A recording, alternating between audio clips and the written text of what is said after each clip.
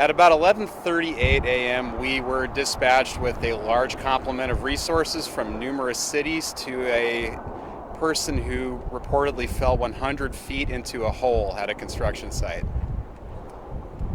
Have you had any contact with that person? Do we know anything about their status? We have been in contact with the individual. There was a communication device lowered to them, and we have been in conversation. Do you know what construction crew he was working for or what was going on at the time? The crew itself is unapparent at this time. This is a large constructed facility with numerous contractors and equipment on scene. Do you have an age? Sorry, go ahead. Do you have an age or anything of the person that fell? We were given an indication that it's an adult male at this time. What was that conversation like? I was not privy to the conversation. We do know that the individual is able to communicate via radio. Can you talk? Sorry, go Are ahead. there any information about his injuries? No information on injuries at this time, just that there was some work being done by a large hole and a fall. What's the timeline look like for the rest of the day? I mean, how quickly can this happen? It's really dependent on what's encountered during the incident. Things like this can take quite a bit of time at times. It just depends on what's found as the rescue is affected. Can you talk about the difficulty of getting someone out from a hole that deep? We train for incidents like this quite a bit, along with the Regional Training Consortium, to prepare for incidents like this. There's a lot of different challenges that come with technical rescue, not limited to the depth of the hole, as well as things that can be found as you start to move down, as far as safety of the site, preparation, that sort of thing. Do you have an idea of how many crews have responded? I would have to check the CAD dispatch to get you an exact count, but the last count was several rows of 4. So quite a few from numerous departments. There's Buckeyes on scene, Phoenix, Avondale, numerous agencies. And you said he had spoken, so is he still conscious now? The last time that I was told, which was just not long before we came up here, that they were still in communication with the patient. Is there any indication on how this happened? Did anybody see it? I'm unaware of that at this time. Just the dispatch information we were given was that there was a fall into the large opening.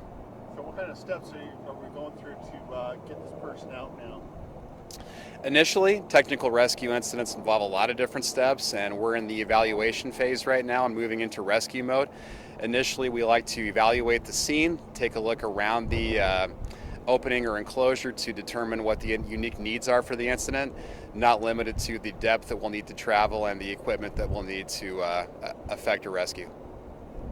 Does a hole this size create more challenges than something not as deep, maybe? Definitely. Depending on the time of day and what's going on, the depth of the hole can create visual obstacles and challenges as well. If there's an angle involved, that can create sight challenges. If we're in like direct sight as an example, that can make it a little bit simpler. If we're looking at angles or a extended depth, that can definitely create a greater challenge. What are the challenges today that you're facing on the rescue?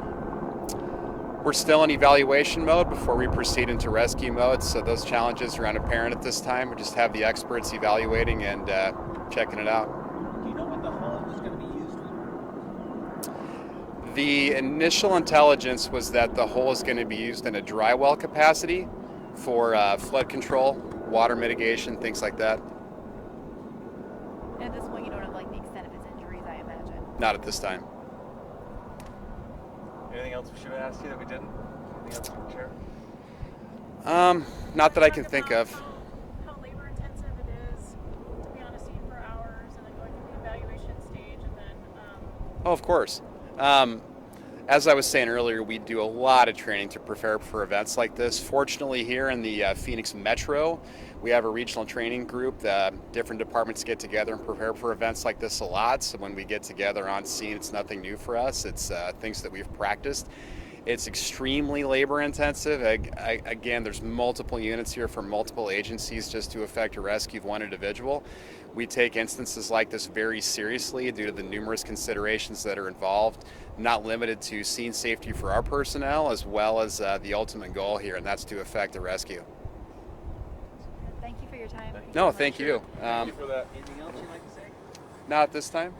When we have some more info, there just